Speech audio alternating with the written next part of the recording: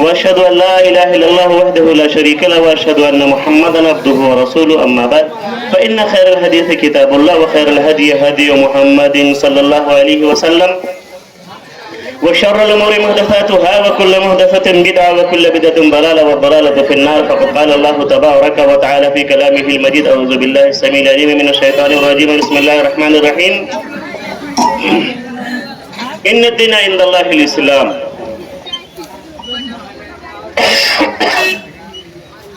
وقال تعالى في موضع آخر: يا أيها الذين آمنوا ادخلوا في السلم كافة ولا تتبعوا خطوات الشيطان إنه لكم عدو مبين.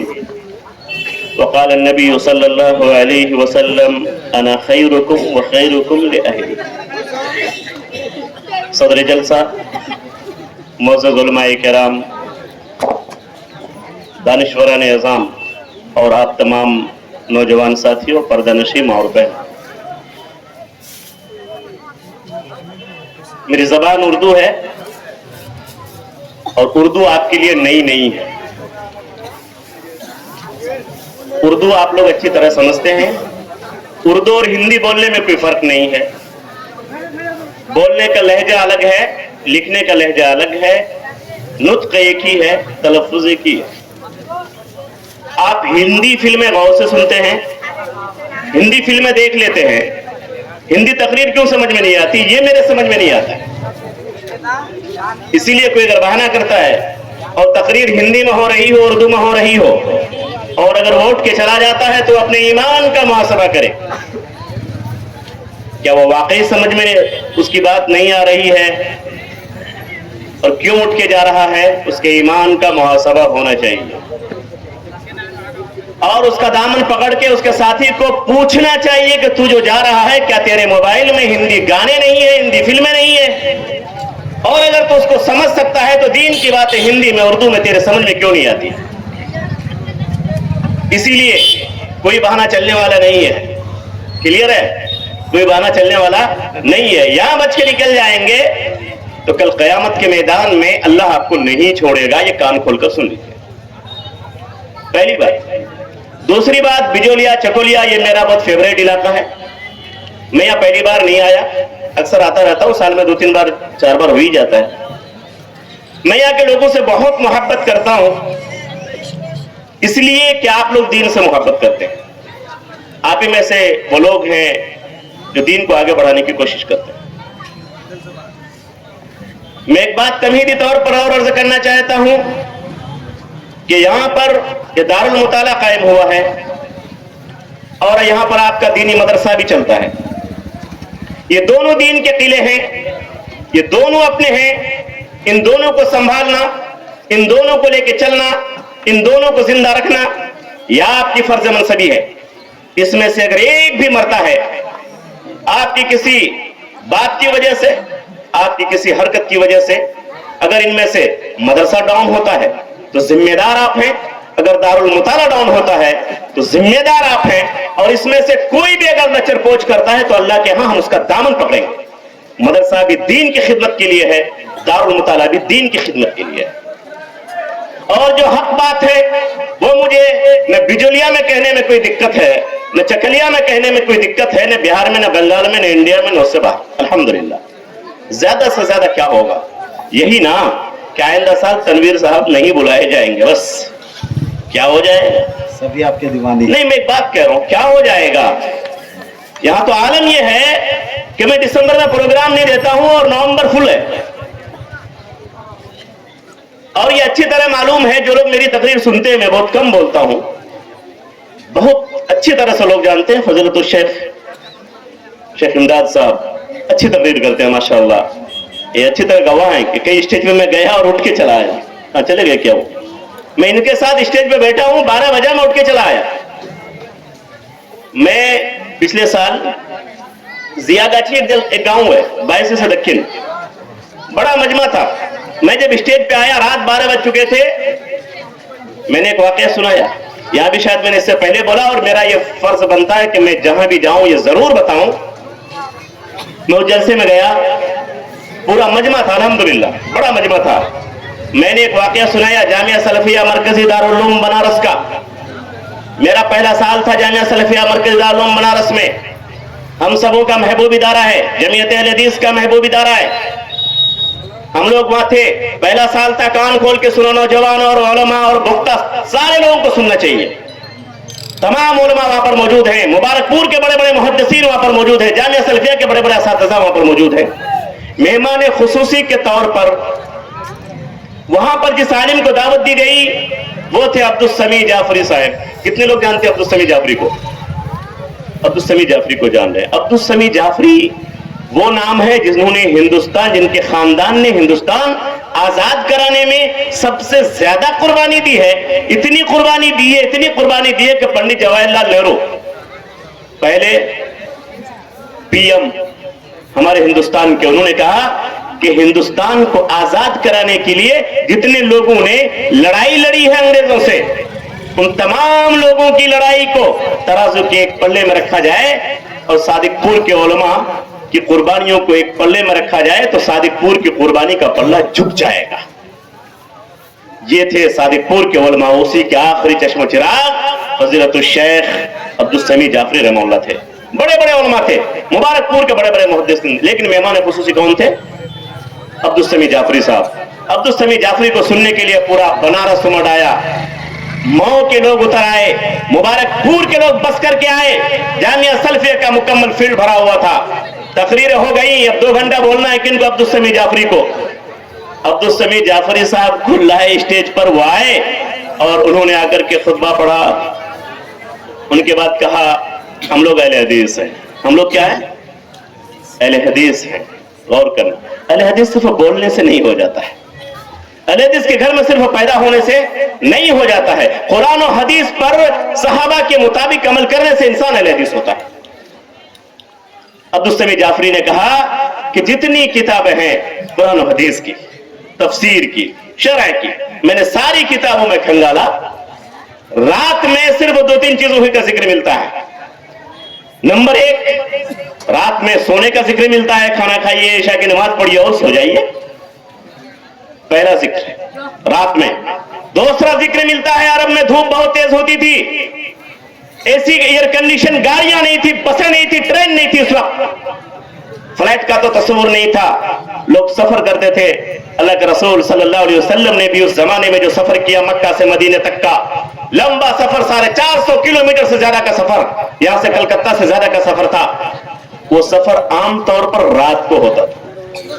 دن کو آرام کرتے تھے اور رات میں چلتے تھے. تو آپ کو بھی اگر سفر کرنا ہو تو رات میں سفر کرنا جائز ہے, یہ کتابوں میں اس کا ذکر ملتا ہے. کتنا کام ہوا بھائی رات میں؟ 2 کام. تیسرا کام انہوں نے کہا کہ ایک تیسرا کام بھی ملتا ہے, یا تو انسان رات میں سوئے گا یا تو سفر کرے گا تبھی جاگے گا, ور نہیں تو تہجد کے لیے اٹھے گا رات میں تبھی جاگے گا. کس کے لیے؟ تہجد کے لیے اٹھے گا تبھی جاگے گا. میں نے اس 3 کام کے علاوہ کوئی کام رات کے آدھی رات کے بعد کسی نے قرآن کی کسی آیت میں پایا ہے, نہ حدیث کے کسی ٹکڑے میں پایا ہے. اور جب نہیں ہے تو میں یہ کام نہیں کر سکتا ہوں. وآخر دعوانا الحمدللہ رب العالمین. کہہ کے چلے سکتہ طاری ہو گیا. یہ ہوتا ہے اہل حدیث, یہ ہوتا ہے ہمارا ہیرو, یہ ہوتا ہے قرآن حدیث کی طرف بلانے والا. ایسا نہیں کہ ہم بڑے خطیب ہو گئے, بڑے مقرر ہو گئے, پبلک نے جو چاہا ہم نے وہ کیا, ہم نے ان کو ہنسایا بھی, ہم نے رلایا بھی, ہم نے سب کچھ کیا, لیکن ہم نے قرآن و حدیث کا پیغام واللہ نہیں دیا. بھائی پبلک ہم کو بلاتی ہے قرآن و حدیث سننے کے لیے, نہ کہ اس لیے کہ ہم ان کے دل کی بات کریں, ان کو ہنسائیں. وہ کیا چاہتے ہیں ہم وہ دیں. نہیں, قرآن کیا چاہتا ہے یہ دینا ہمارے خطیبوں کی ذمہ داری ہے. حدیث کیا چاہتی ہے وہ دینا ہمارے خطیبوں کی ذمہ داری ہے. اور جب تک یہ نہیں ہوگا نہ آپ پر کے سچے اہل حدیث ہو سکتے ہیں, نہ انقلاب آ سکتا ہے. یہ کان کھول کر سن لیجیے گا. نہ سدھار ہو سکتا ہے سماج میں, نہ اصلاح ہو سکتی ہے سماج میں. برائیاں بڑھیں گی اور بڑھیں گی. میں نے کہا تھا پچھلے سال بجولیا کی سرزمین پر کہ پوری رات جہاں پر تقریریں ہوتی ہیں وہاں پر فجر کی نماز جو پابندی سے پڑھتے ہیں اس رات اس کی فجر کی نماز چھوٹ جاتی ہے. بتاؤ اس کا وبال کس کی گردن پر جائے گا؟ کون ہے اس کا ذمہ دار جس کی نماز کبھی نہ چھوٹتی ہو فجر کی, لیکن تقریر سننے کے بعد چھوٹ جاتی ہے اس رات؟ چونکہ رات 2:30 بجے تک آپ نے تقریر سنی ہے, 3 بجے تک تقریر آپ نے سنی ہے, فجر کی نماز آپ کی چھوٹ گئی, کبھی نہیں چھوٹتی تھی لیکن اس رات بھی چھوٹ جاتی ہے. ذمہ دار کون ہے؟ جلسہ اس لیے ہوتا تھا کہ جو نہ پڑھے تھے, جو کبھی نماز نہیں پڑھتے تھے, جو مسجد تک نہیں آتے تھے, اب وہ تقریر سن لیں گے تو آ جائیں گے. جو اس سے پہلے جھوٹ بولتے تھے وہ سچ بولنے لگیں گے. جو اللہ سے دور تھے, جو قرآن نہیں پڑھتے تھے, وہ پڑھنے لگیں گے. جو ماں باپ کی خدمت نہیں کرتے تھے وہ کرنے لگیں گے. دین تو اس لیے تھا نا, تقریر تو اس لیے ہو رہی ہے نا. ہم نائب نبی ہیں, نائب رسول ہیں. ہماری بات سن کے لوگوں کو دین کی طرف آنا چاہیے, لیکن ہماری بات سن کے لوگ چادر تان کے سو جاتے ہیں, فجر کی نماز ختم ہو جاتی ہے. اگر جلسے کا یہی فائدہ ہے تو جلسہ کو بند کیا جانا چاہیے. جلسے کا یہی فائدہ ہے تو لعنت ہے ایسے جلسوں پر. کوئی فائدہ نہیں ایسے جلسوں سے. اس لیے میں ان جلسوں سے زیادہ ترجیح ان پروگراموں کو دیتا ہوں جو مغرب سے شروع ہو رات 8, 9, 10 بجے تک ختم ہو جائے. خلاص 10 بجے تک لوگ جاگتے ہیں. 10 بجے کے بعد ہم تو اس سماج میں رہتے ہیں نا. اب ذرا سوچئے, آپ میجورٹی میں نہ ہوں, مائنورٹی میں ہوں, چاروں طرف آپ کے لوگ ہوں, آپ کے برادران وطن ہوں, اس کو نیند آتی ہوگی. ہو سکتا ہے اس کے گھر میں کوئی بیمار ہو, پوری رات آپ جلسہ کریں اور آپ کا مائک آپ کے اسٹیج میں بیٹھنے والے 100 لوگ بھی نہیں, اور باہر ہزاروں لوگ اپنے گھروں میں ہیں, اس میں سے بعض لوگ بیمار بھی ہیں, بعض لوگ پریشان بھی ہیں, اور آپ کی تقریر یہاں پر مائک میں سننے کے لیے 100 لوگ نہیں, اور آپ 1000 لوگوں کو سنانے کے لیے باہر ہارن لٹکائے ہوئے. اس کی آواز اس بیمار تک پہنچتی ہے. کوئی ہارٹ کا بیمار پیشنٹ ہے, کسی کو اور کوئی بیماری ہے, آواز سن کر پوری رات تڑپ تڑپ کر وہ بستر میں رہ جاتا ہے. کوئی اس کا پرسان حال نہیں ہوتا. نہ مولوی اس درد کو سمجھتا ہے, نہ جلسہ کرنے والے اس کے درد کو سمجھتے ہیں. کون سی حدیث میں ہے, کون سے قرآن کی آیت میں ہے کہ آپ بیماروں کو پریشان کریں؟ میرے بھائی, اسلام اس طرح سے نہیں پھیلتا ہے. اسلام کو پھیلانا ہوگا تو اسلام کو سمجھنا ہوگا, اسلام سے قریب آنا ہوگا. اور اگر آپ نہیں سمجھیں گے تو وہی ہوگا آپ کے ساتھ جو فلسطین میں مسلمانوں کے ساتھ ہوا. یہ کان کھول کر کے سن لیجیے آپ. فلسطین میں کیا نہیں ہوا. ڈاکٹر علاج کر رہا ہے, فلسطین میں بمباری ہوئی, اسرائیلیوں نے بم گرایا فلسطینیوں پر. آج وہ کلپ صاحب کے موبائل پر رن کر رہے ہیں, دوڑ رہے ہیں, آپ دیکھتے ہیں فلسطین میں کیا ہو رہا ہے. آنکھوں میں آنسو آ جاتا ہے. ایک گھر ہوتا ہے, اس گھر کا ذمہ دار مارا جاتا ہے, اس گھر کی بیوی ماری جاتی ہے, بیٹا مارا جاتا ہے, بڑے بڑے لوگ مار دیے جاتے ہیں, اور حتیٰ کہ چھوٹے چھوٹے بچے جو 2 سال کے 3 سال کے ہیں اس کو بھی قتل کر دیا جاتا ہے, اس پر بھی بم پھینکا جاتا ہے. میں نے کلپ دیکھا, واللہ آنکھوں میں میرے آنسو آ گئے. کلپ میں نے دیکھا, آنکھوں میں آنسو آ گئے. ڈاکٹر علاج کر رہا ہے چھوٹے چھوٹے بچوں کا, اتنے چھوٹے بچوں کا علاج ہو رہا ہے فلسطین میں. ہاسپٹل ہے, ڈاکٹر علاج کر رہا ہے.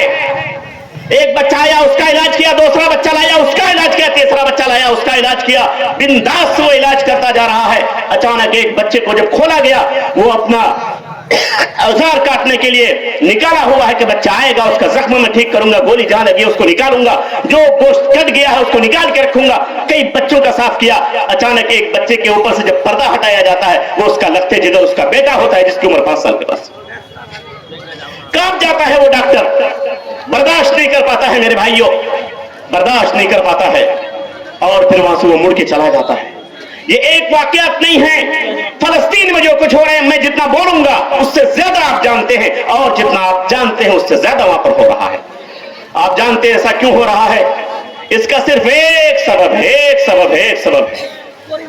برسوں سے 1947 کے بعد سے لے کے آج تک, بلکہ 1948 سے لے کے آج 2023 تک کوئی ایسا دن نہیں ہے جو حرم شریف میں ان کے لیے دعا نہ ہوتی ہو. کوئی ایسا دن نہیں ہے, کوئی ایسا جمعہ نہیں ہے جو علماء ان کے لیے باتیں نہ کرتے ہوں, کتاب نہ لکھی جاتی ہو. اور آج بھی کوئی ایسی رات نہیں ہے کہ لوگ ان کے لیے دعا نہ کرتی ہوں. یہ مسلسل 1948 سے لے کے 2023 تک ہمارا ایک بھی بندہ ایسا نہیں جس کی دعا قبول ہو فلسطین کے بارے میں. کبھی ہم نے محاسبہ کیا, کبھی ہم نے گریبان میں جھانک کر دیکھا کہ ایسا کیوں ہو رہا ہے؟ میرے بھائیو, صرف ایک سبب ہے, ایک سبب, صرف ایک سبب. وہ سبب یہ ہے کہ انہوں نے قرآن کے حکم کی, صرف ایک حکم کی نافرمانی کی ہے, صرف ایک حکم کی. قرآن میں آیا تھا وَيَقْتُلُونَ النَّبِيِّينَ, یہ جو یہودی ہیں, یہ جو اسرائیلی ہیں, یہ نبیوں کو قتل کرتے ہیں. قرآن نے واضح کر دیا کہ اسرائیلی تمہارے دوست نہیں ہو سکتے, یہ بھکاری بن کے بھی آئیں گے تو تمہارے دشمن ہیں, یہ دشمن بن کے بھی آئیں گے تو تمہارے دشمن ہیں. जिसने नबी को नहीं छोड़ा, जिसने रसूलों को कत्ल किया, जिसने सुलहा को मारा, क्या ये हो सकता है कि आज के मुसलमानों को छोड़ दे? हिटलर ने उसको इतना मारा, इतना मारा, इतना मारा कि कहीं पर सर छुपाने की जगह नहीं थी। पूरी दुनिया में 85%, 85% यहूदियों को हिटलर ने उसका कत्लेआम किया, हेलोक्स किया, उसको जलाया, बर्बाद कर दिया। 15% यहूदियों को छोड़ा था, ये कह करके कि इनकी नस्ल जिंदा रहेगी तो याद करेगी कि हमने कोई जुर्म किया था जिसके पादाश में हिटलर ने हमारा अंजाम किया। ठीक है, याद रखिए, हिटलर ने उसको नेस्तनाबूद किया। 15% बचे, ये कुछ अमेरिका में जाके छुपे, कुछ चाइना में जाके छुपे, कुछ जापान में जाके छुपे, कुछ फ्रांस में जाके छुपे, कुछ कहीं और छुपे, कुछ कहीं और छुपे। जमाना बीतता गया, ठीक है, जमाना बीतता गया। फिर उन लोगों ने कहा कि भाई हम लोग ऐसे कहां कब तक रहेंगे, चलो कहीं पर किसी गांव में हम जाके अपना सर छुपाते हैं, छोटी सी जगह मिलेगी तो हम वहां पर अपनी जिंदगी गुजारेंगे, बीवी बच्चों के साथ रहेंगे। दुनिया में ईसाइयों के पास गया, ये यहूदी गए वहां पर, ईसाइयों ने धुतकार दिया कि तुम इस लायक नहीं हो कि हम तुमको जगह दें, इस लायक नहीं हो, क्यों? तुम नबियों को कत्ल करते हो, इस लायक तुम नहीं हो। ईसाइयों ने, क्रिश्चियन ने उनको जगह नहीं दी। वो लोग फ्रांस गए, फ्रांसियों ने जगह नहीं दी। वो लोग जर्मन गए, जर्मन ने जगह नहीं दी। अमेरिका गए, अमेरिका ने जगह नहीं दी। जापान गए, जापान वालों ने जगह नहीं दी। चाइना गए, चाइना वालों ने जगह नहीं दी। लोगों को कहा कि अच्छा जगह कहां मिलेगी, जगह कहां मिलेगी? इन लोगों ने गौर किया, कहा कि ये मुसलमान बड़े दयालु होते हैं, इस नरमी का फायदा उठाए। याद करना, तारीखी वाकया करंट चल रहा है इसलिए मैं बता रहा हूं, और आप जैसे नौजवानों को जानना चाहिए। ताकि ये मुसलमान नर्म दिल होते हैं, इनके पास जाना चाहिए, हम इनसे भीख मांगेंगे तो ये हमको भीख दे देंगे। बात आ रही समझ में? वो लोग घूमते फिरते मुसलमानों के पास आए, कहां? फलस्तीन। क्यों? क्योंकि फलस्तीन एक ऐसी जगह है जिससे तमाम धर्म वालों का आस्था है, मुसलमानों का भी, ईसाइयों का भी, यहूदियों का भी। कहा कि ये बहुत स्ट्रॉन्ग पॉइंट है। आए फलस्तीन मुसलमानों के पास, ईसाइयों ने, यहूदियों ने कहा, ज्यूस जिसको कहते हैं, इसराइली जिसको आप आज कहते हैं, उसने कहा कि देखो हिटलर ने हम लोगों को बहुत मारा, हम लोग दर बदर भटक रहे हैं, रहने को घर नहीं, खाने को खाना नहीं, कुछ हमारे पास नहीं, पहनने को लिबास नहीं, आप लोग बड़े दयालु हो तो हमें ये जमीन दो रहने के लिए। इसमें कौन सी बात है? अगर आपके दरवाजे में कोई भीख मांगने के लिए आएगा, आप उससे उसका धर्म पूछेंगे, आप उससे उसका दीन पूछेंगे? नहीं भाई, अल्लाह के रसूल सल्लल्लाहु अलैहि वसल्लम ने कहा कि कोई भिखारी मांगने आए तो धुतकारो नहीं उसको। कुरान की आयत हो, अम्मा साइला फला तनहर, उसको धुतकारना नहीं है बल्कि कुछ उठा के देना है उसको। नहीं हो तो आराम से आप उसको कहो कि भाई मेरे घर में कुछ नहीं है आज। मुसलमान नर्म दिल हैं, उस वक्त भी नर्म दिल थे, और इन लोगों ने कहा कि ठीक है आइए बस जाइए। মা বোনেরা, বাংলা বক্তা আছে, ইনার পরে মা বোনেরা আপনারা শুনলেন যে বাংলা বক্তা আসাম থেকে বড় বক্তা আছে, উনি আছেন, বসেন আপনারা, ইনশাআল্লাহ ইনার পরে বাংলা বক্তার ভাষা। वो लोग बस गए, और माँ बहने आप भी सुनो, ये लोग बस गए, फलस्तीन में आके बस गए। मैं फलस्तीन में आज क्या हो रहा है मैं उस पर असल बयान नहीं कर रहा हूं, मैं बता रहा हूं कि हुआ क्या, ऐसा हुआ क्यों। ये लोग आके बस गए, क्यों? नर्म दिल थे, वो लोग मांगने के लिए आए, और जब मांगने के लिए आए तो इन लोगों ने जमीन दे दी, प्रॉपर्टी दे दी, पैसा भी दिया, कपड़ा भी दिया, ये लोग आके यहाँ पर बस गए। फिर बाद में उन लोगों ने प्लानिंग की और फलस्तीनियों पर कब्जा करना शुरू किया। ये अगर डकैती करने लगे, उन पर हमला करने लगे, लूट मचाने लगे, और एक एक घर पर कब्जा कर देंगे। ऐसे ही वो इसराइल बना, थोड़ा थोड़ा करके बड़ा होता चला गया।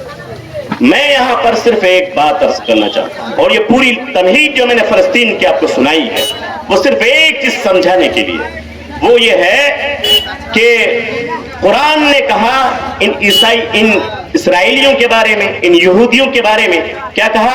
यक़्तुलून नबिय्यीना, ये लोग नबियों को कत्ल करते हैं। कौन लोग? यहूदी लोग।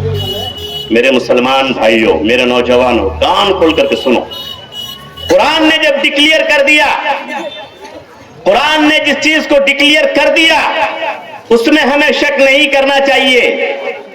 आप दुनिया के सारे लोगों को उस पर एतबार कर सकते हैं, लेकिन जिस पर कुरान और हदीस ने इंडिकेट कर दिया, सुबह कयामत तक हमें उस पर एतबार करना चाहिए और उसके मुखालिफ नहीं जाना चाहिए।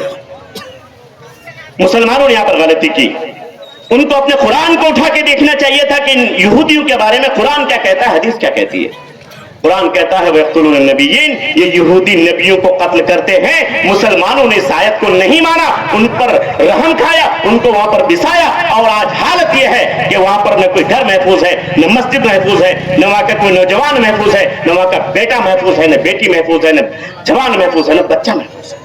सिर्फ एक आयत को न मानने की वजह से मुकम्मल 1948 से लेकर के आज 2023 तक गाजर और मूली की तरह काटे जा रहे हैं, मारे जा रहे हैं, घर लूटा जा रहा है, पूरा इलाका का इलाका सफाया किया जा रहा है एक आयत को न मानने की वजह से।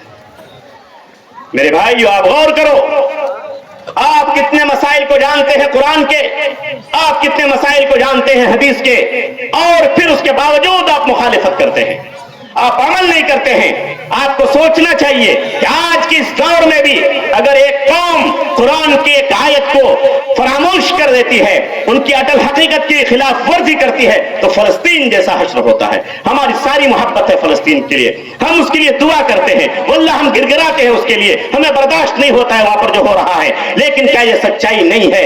हम चाहते हैं कि फलस्तीन आजाद हो जाए, हम चाहते हैं कि इसराइल नेस्त नाबूद हो जाए, हम चाहते हैं कि अल्लाह कोई आफत लाए, कोई बला लाए कि इसराइल का सत्यानाश हो जाए। हम ये सारी चीजें चाहते हैं, लेकिन इसको कौन भुला सकता है कि फलस्तीनियों ने वाकई ये गलती की कि कुरान में उसके खिलाफ डिक्लेयर था कि यक़्तुलून नबिय्यीन, ये ज्यूस, ये इसराइली, ये यहूदी, ये नबियों को कत्ल करते हैं, तो इंसानों को और खासतौर पर मुसलमानों को कैसे छोड़ सकते हैं?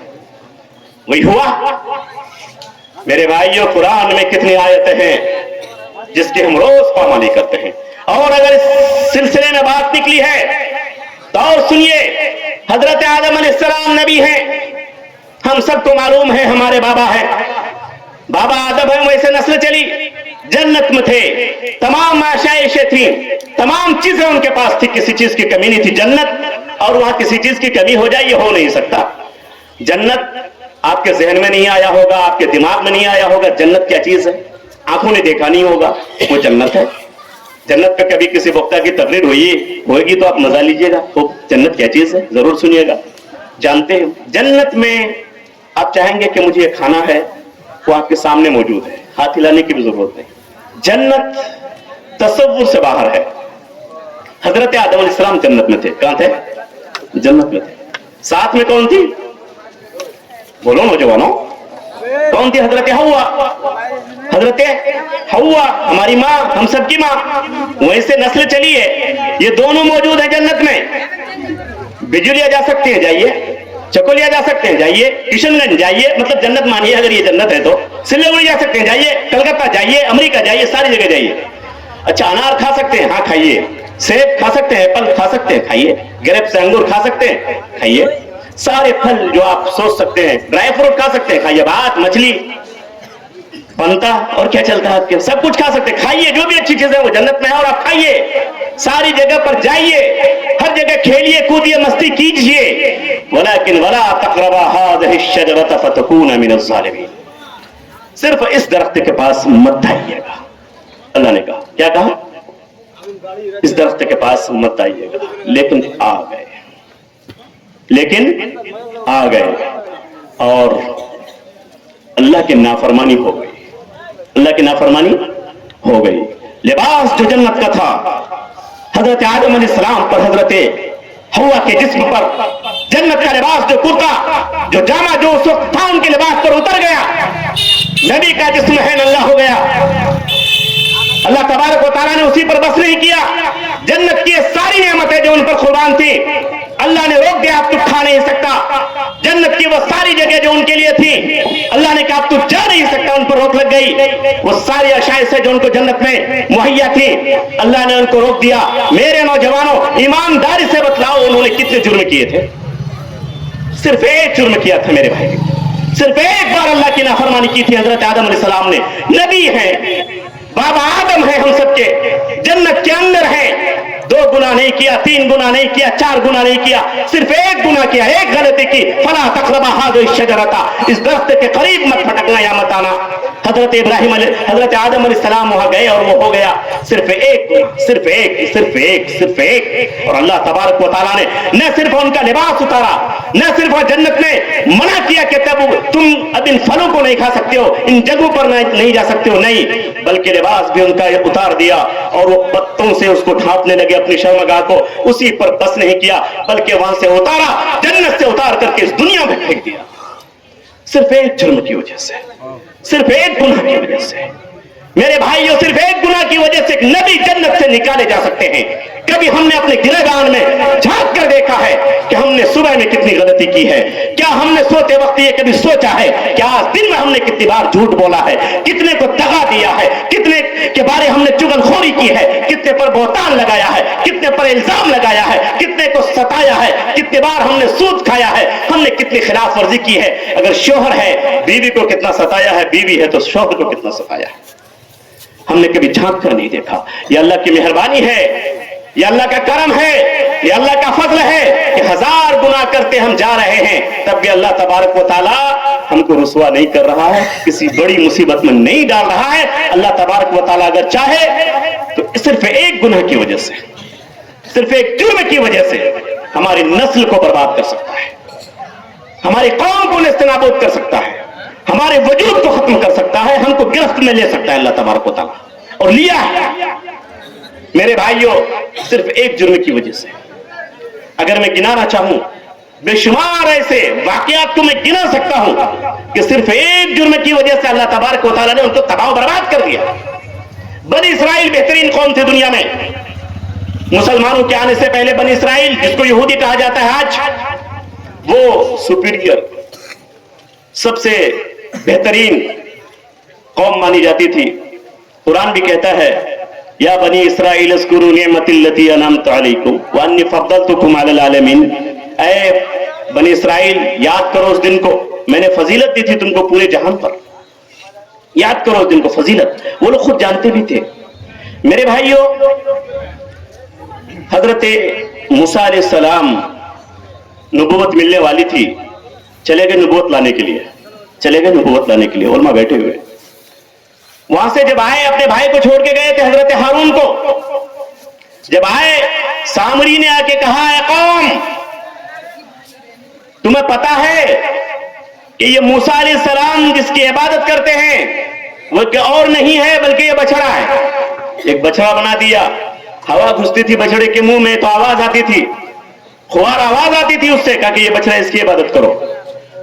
1 गुनाह किया, 1 गुनाह किया।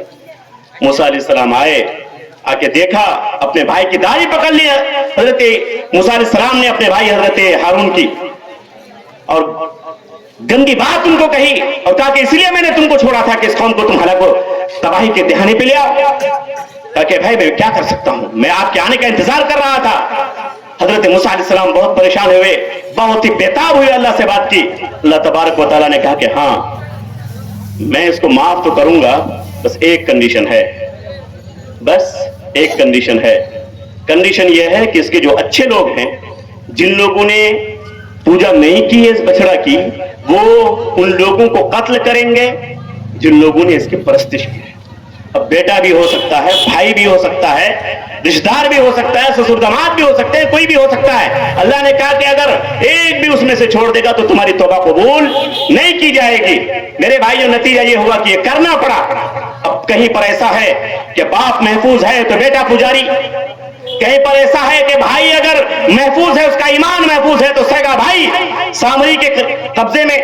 कहीं पर अगर एक साड़ू इधर है तो एक साड़ू उधर है, कहीं माँ इधर है तो बेटी उधर है, कहीं बाप इधर है तो बेटा उधर है। नतीजा ये था कि एक अजीब खल्फशार का आलम था, एक ही खून का 2 हिस्सा, एक इधर है एक उधर है। अल्लाह का फरमान था, तुम लोगों ने जुर्म किया है और इसकी सजा यह है, और मैं तौबा इसी शर्त पर कबूल करूंगा कि तुम में से एक दूसरे का कत्ल करें, जो हक पर थे लोगों को खत्म कर दें, तब मैं तौबा कबूल करूंगा।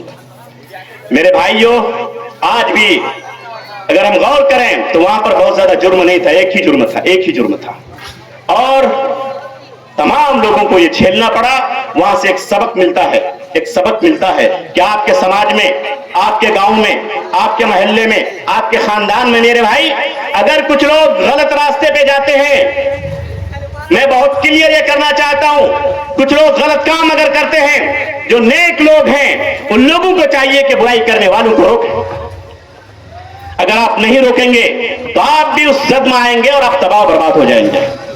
اور یہ سارے واقعات قرآن و حدیث میں موجود ہیں، اس کے درجات ہیں، یقیناً اس کے درجات ہیں، اور درجات کے ساتھ ساتھ آپ پر حدیث و قرآن کا علم ہونا چاہیے، آپ کے علماء کے ساتھ آپ کو بیٹھنا چاہیے، آپ کو پوچھنا چاہیے کہ جو فتنہ میرے گاؤں میں آ گیا ہے کیسے ہم نمٹیں گے، علماء آپ کو بتائیں گے یقیناً قرآن و حدیث کی روشنی میں کہ یہ بڑا بھائی ہے۔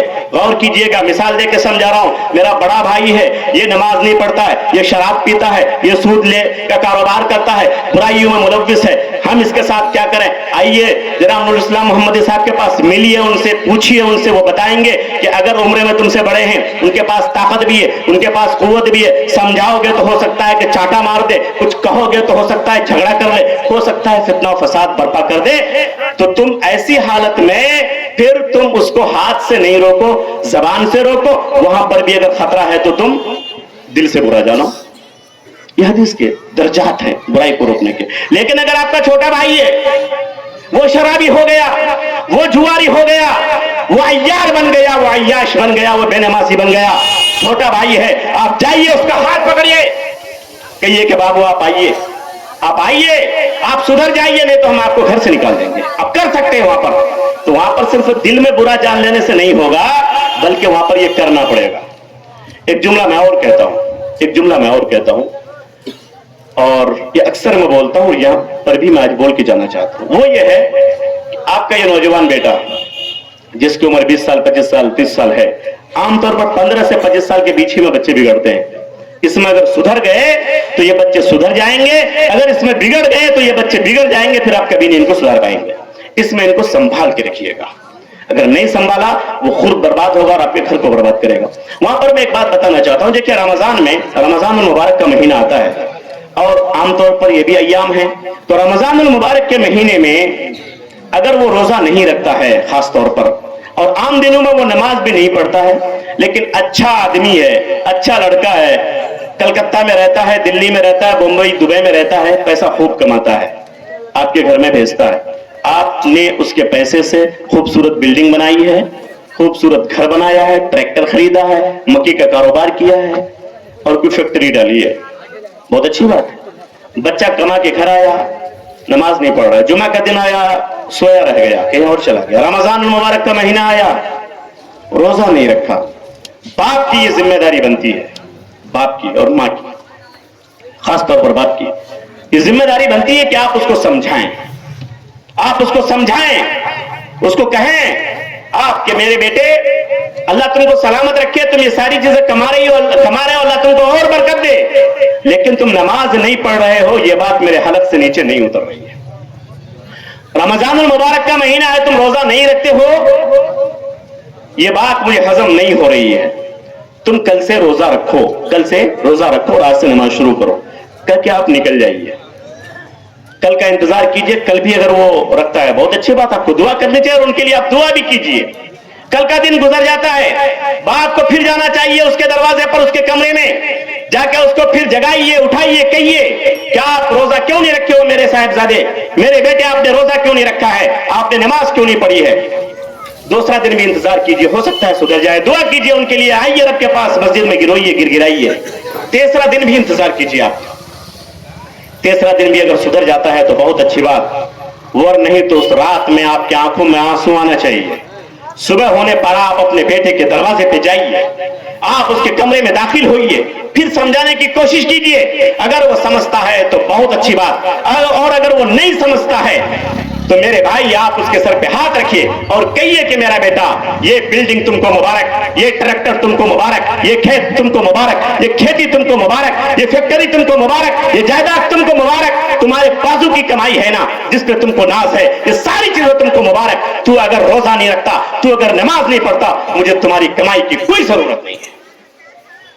میرے عمر دراز بھائیوں، 50 سال سے جس کی عمر زیادہ ہو چکی ہے، کان کھول کر کے سن لو، अगर आपने अपने बच्चों को इस ट्रैक पर नहीं लाया और आपने अपने बच्चों के साथ इस तरह से दो टोक अल्फाज में अगर आपने बात नहीं की, तो याद रखना ये बच्चे आपके लिए इस दुनिया में भी वबाले जान बनेंगे और आखिरत में भी वबाले जान बनेंगे।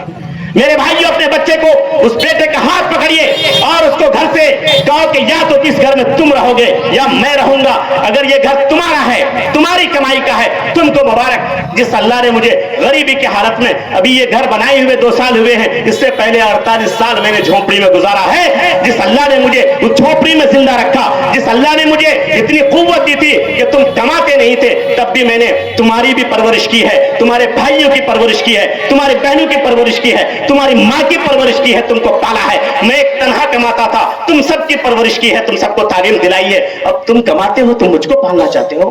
मेरे बेटे, मुझको नहीं चाहिए तुम्हारी कमाई। रब्बे काबा की कसम, जिस दिन से ये बाप ये लहजा इख्तियार करेगा, जिस दिन से ये बाप अपने बेटे की नाजायज कमाई पर जूते की ठोकर से वो उसको उड़ाएगा, जिस दिन से एक बाप अपने बेटे को कहेगा मुझे तुम्हारे कमाई की जरूरत नहीं है, जब तक तू नमाजी नहीं बन जाता, जब तक तू रमजान मुबारक के महीने में रोजेदार नहीं बन जाता, मुझे तुम्हारे एक पैसे की कोई जरूरत नहीं, सारी चीजों को तू ले जा। रब्बे काबा की कसम, ये लहजा अगर एक बाप इख्तियार करता है, ये मूड अगर एक बाप बनाता है, तो यकीन जानिए वो बेटा आज नहीं तो कल जरूर सुधरेगा। लेकिन ईमान कमजोर हम लोगों का भी है। हम लोग भी फिसल जाते हैं कि अगर बेटा ने कमाया नहीं तो पैसा कहां से आएगा, और ये 10 साल की जो जिंदगी है, 20 साल की हमारी गुजरेगी कैसी। लेकिन हम भूल जाते हैं कि 50 साल हमारी जिंदगी गुजरी कैसे। ईमान को मजबूत करो मेरे भाइयों। और एक बात सुनो, ये बच्चे जो बिगड़ते हैं, इन बच्चे के बिगड़ने का सबब यकीनन पहले आप हैं। आपकी वजह से ये बच्चे बिगड़े हैं। आप ये माहौल क्यों नहीं बनाते? मेरे भाइयों, अगर मेरी बातें सख्त हूं तो मुझे माफ करना, लेकिन बातें अगर हकीकत पर मबनी हो, बातें अगर सच्ची हो, तो उसको दिल में जगह देना और अमल करना। आपने कभी ये क्यों नहीं सोचा कि मेरा बेटा 8 बज गया है रात का और वो गया है चकलिया, अभी तक वापस नहीं आया है, किशनगंज गया है, 9 बज गया वापस नहीं आया है। आप कभी ये क्यों नहीं कहते, ए मेरे बेटे, अब तुम किशनगंज गए हो अच्छी बात है, आ जाओ, रात का खाना मैं तुम्हारे साथ खाऊंगा।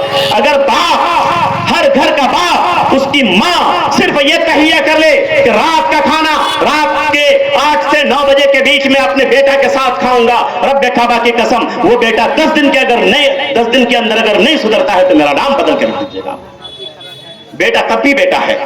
आप अपने बेटे को कहिए कि तुम कहीं जाओ, रात का खाना 8 बजे मेरे साथ दस्तरखान पर खाना है। मोहब्बत से उसको गले लगाओ, उसकी पेशानी पे बोसा दो, आप उसकी पेशानी पे बोसा दो, सर पे हाथ रखो, आप उसको अपने सीने से लगाओ ना।